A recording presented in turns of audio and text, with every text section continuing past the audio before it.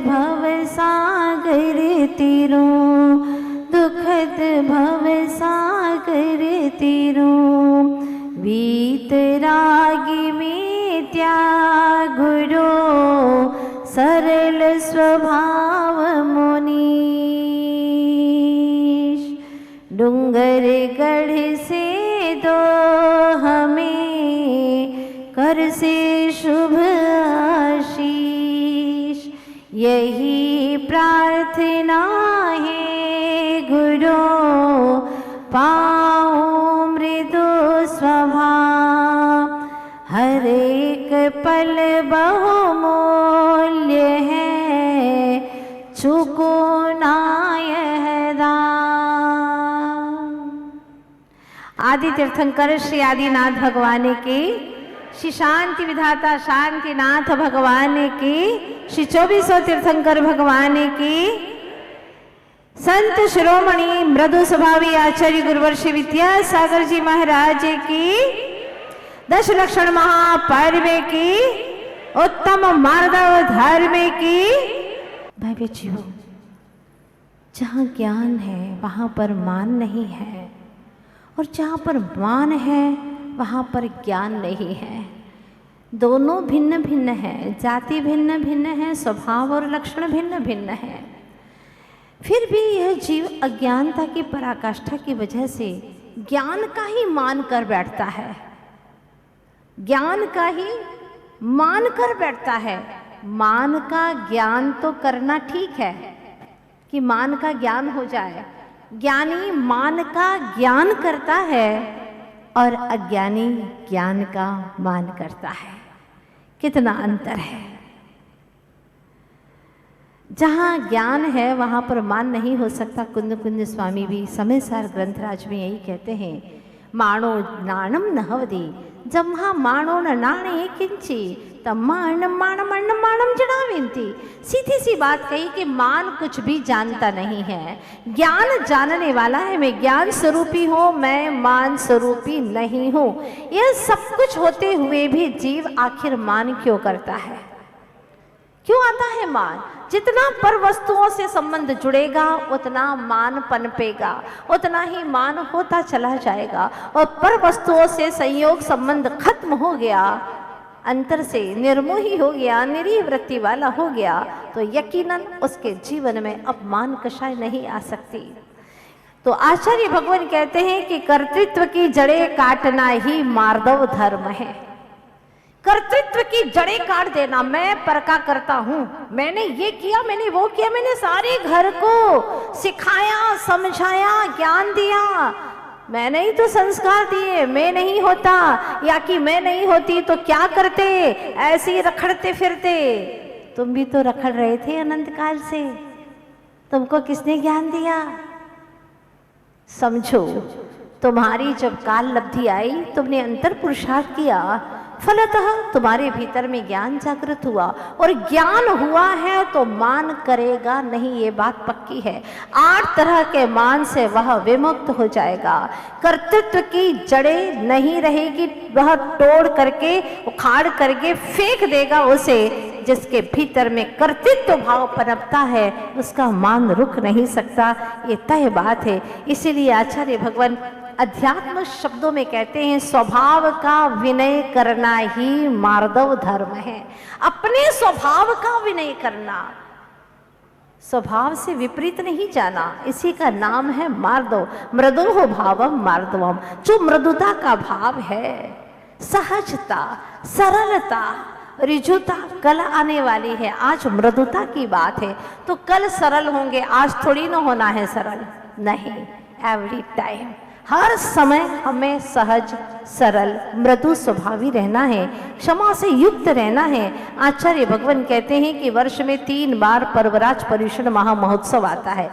चैत सुदी पंचमी से पर्युषण शुरू होते हैं, दूसरे होते हैं माघ सुदी पंचमी से, और तीसरे जो अभी चल रहे भादो सुदी पंचमी से।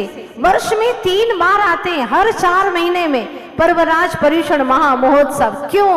ताकि हमारी कषाएं न बढ़े, गांठ न बंधे, इसके पहले ही हम उत्तम, क्षमा, मार्दव आदि धर्मों को स्वीकार करें, उनको हम अनुभव कर सकें। अनंतों बार हमने इसकी चर्चाएं सुनी, कहानी किस्से सुने, लेकिन अफसोस कि हमारे भीतर में ये धर्मरूप परिणति नहीं हुई। गतमान हो जाना, नाम की क्या तमन्ना करना। और मैंने देखा है जो व्यक्ति जितना नाम से परे, मान से परे होता चला जाता है, उतना उतना ही उसका पुण्य, यश, कीर्ति बढ़ती चली जाती, दिन दुनी रात चौगुनी बढ़ती चली जाती है। वह कुछ भी करता है पर उसको कर्तृत्व का भाव नहीं आता।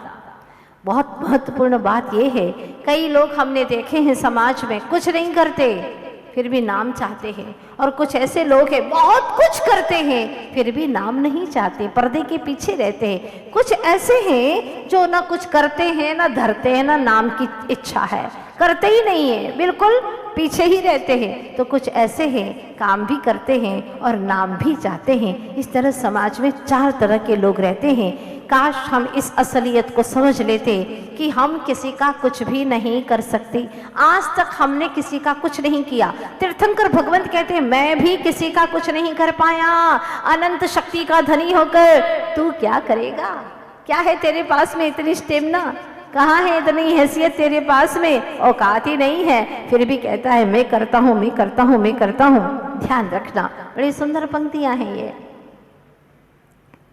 स्वयमेव इस जगत का सब काम हो रहा है, स्वयमेव इस जगत का सब काम हो रहा है। हमको भी धीरे धीरे श्रद्धान हो रहा है, हमको भी धीरे धीरे श्रद्धान हो रहा है। बोलो हो रहा है कि नहीं हो रहा है धीरे धीरे? हाँ, कईयों को तो अंतर मुहूर्त में ही श्रद्धान हो गया, हो गए सम्यक दृष्टि। एक बात पूछना चाहती हूँ, अगर आप दूसरे के करता है, आपने घर बनाया है तो मिट्टी आप कहाँ से लाए? क्योंकि आप तो चेतन है और मिट्टी अचेतन है। ये लोहा, ये सरिया, जो कुछ भी आपने मकान में लगाया है, फर्नीचर्स तैयार किए हैं, वो सब तो पुद्गल हैं। तो पुद्गल के कर्ता जीव कैसे हो सकते हैं? अगर जीव का तो करता है ही, अपने भावों का करता तो है ही, और पुद्गल का भी करता रहे, तो आचार्य भगवान समय सार ग्रंथराज में कहते हैं कि वह दो क्रियावादिणो हुंती, वो दो क्रियाओं का करने वाला हो गया, चेतन की भी और अचेतन की भी क्रियाओं का करता हो गया। ध्यान रखना, तो चेतन है, चेतन का ही करता है। अगर कोई करता है तो एक दूसरे का करता तो हो ही नहीं सकता, अपने परिणामों का ही करता है।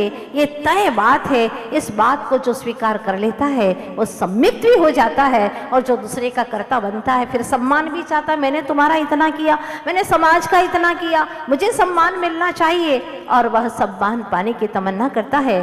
कदाचित पाप के उदय से उसे सम्मान न मिले तो वह क्रोधित हो जाता है, लड़ाई झगड़ा कर बैठता है, वाद विवाद में तुल जाता है। ऐसी स्थिति उत्पन्न होती है। इसलिए हमें अपने भीतर में कर्तृत्व की जड़ें ही काटना है।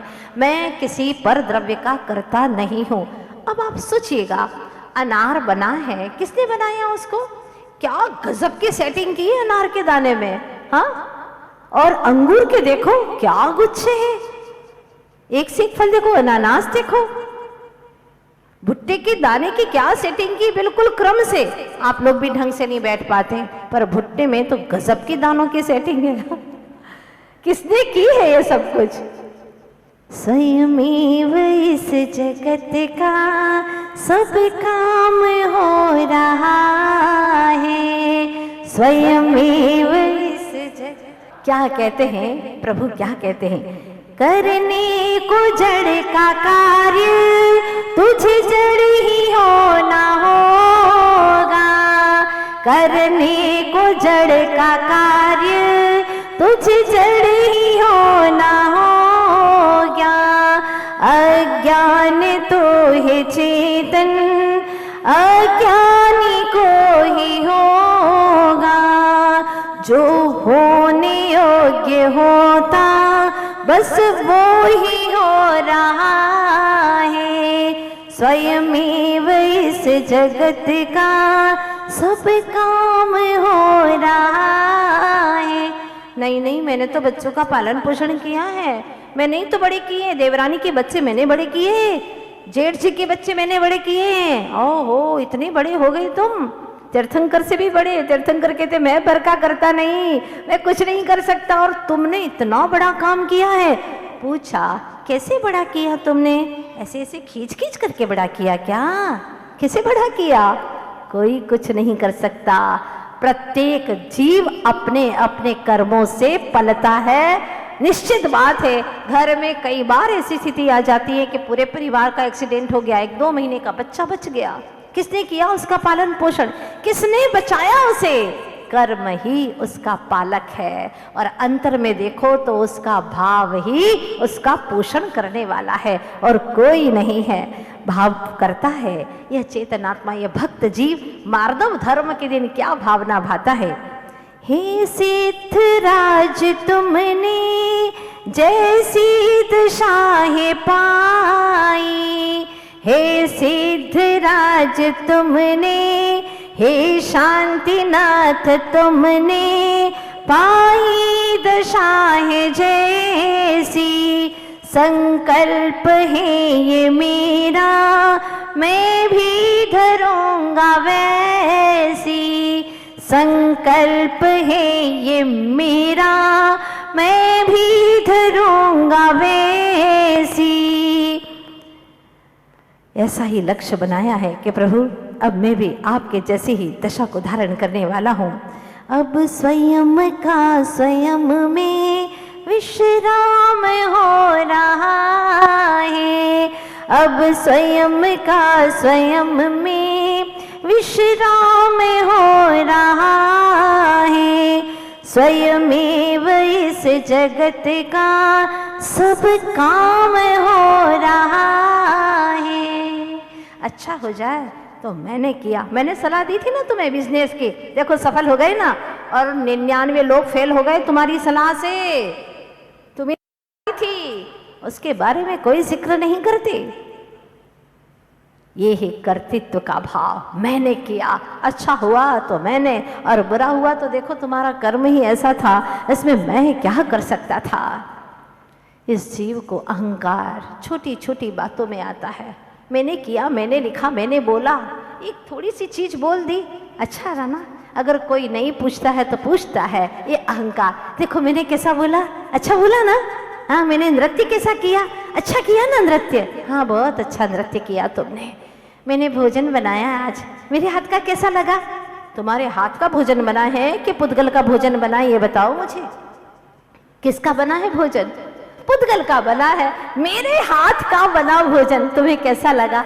सामने वाला कहते हाँ ठीक था, दिन खराब हो गया, क्या टेस्टी था, लेकिन आप एक बार खा के देखना, हाँ बहुत टेस्टी था। उसने झूठ मूठ तुम्हारी प्रशंसा कर दी। खाने के लिए बैठे तो पता चला कि इसके अंदर दाल में डबल नमक डला हुआ है। समझ में ही नहीं आता, आटे में नमक नहीं डाला, चावल में नमक नहीं डाला, सब्जियों में नमक नहीं डाला, और एक में डाला तो डबल डाल दिया नमक, लेकिन प्रशंसा चाहता है। एक कवि की जीवन की घटना है, जो मरण को प्राप्त हो गया है, बड़ा ही मेधावी था, अभिनेता भी था और बड़ा अच्छा नाटककार था, श्रेष्ठ कवि था। कहते हैं कि उसकी मृत्यु हो गई, और जब मृत्यु हो गई तो उसकी अंतिम में जो श्रद्धांजलि सभा होती है, उस श्रद्धांजलि सभा में जो फिल्म का मुख्य कंपनी का मालिक था वो स्वयं आता है और श्रद्धांजलि में बोलता है, जिसका मरण हो चुका है वो अभिनेता बहुत अच्छा कलाकार था, उसको अभिनेता मैंने ही बनाया था। जो गली कूचे में घूमता था मैंने ही एक दिन उसको उठा करके राजपथ तक पहुंचाया है।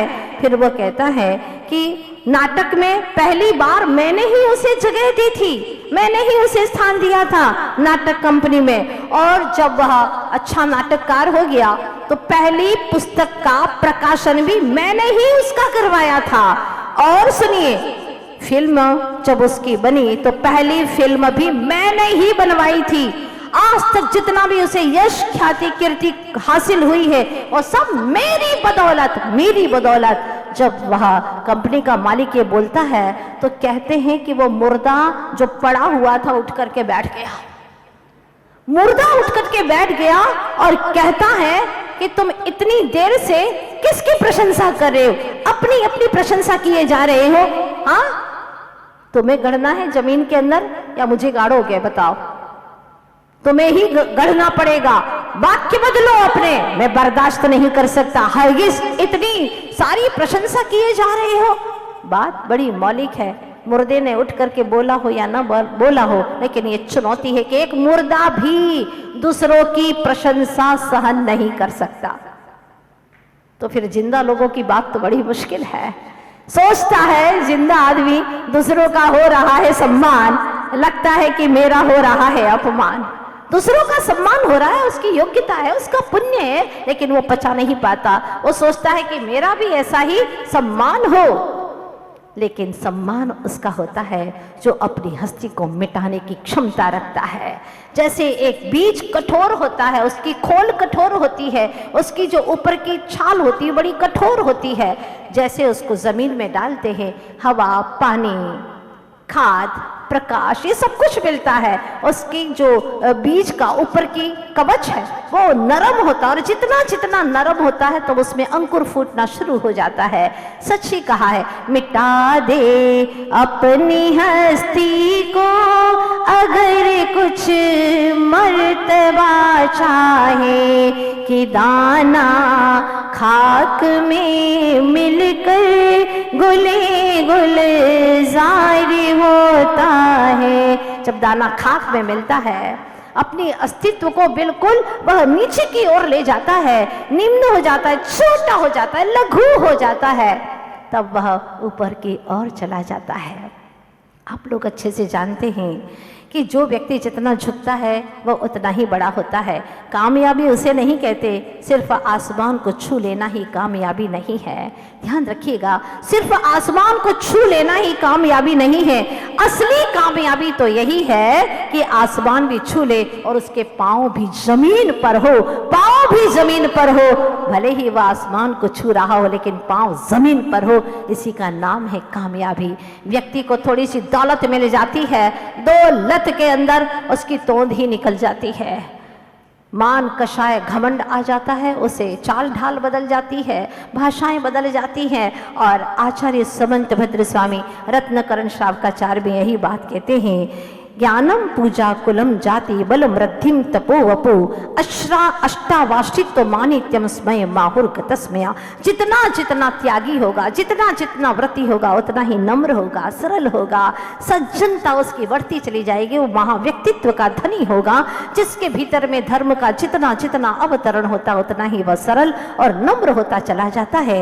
आगे जाकर के आचार्य भगवान यही समझाते हैं भक्तजनों को कि विनयम मोक्षद्वारम, विनय ही मुक्ति का द्वार है। अगर विनय नहीं है तो जीवन में कभी भी मुक्ति का द्वार खुल नहीं सकता। इसलिए हमें कोशिश करना है हमारे अपने भीतर में सहज भाव से विनय, नम्रता, बड़े बुजुर्गों से ही हम शुरुआत करें।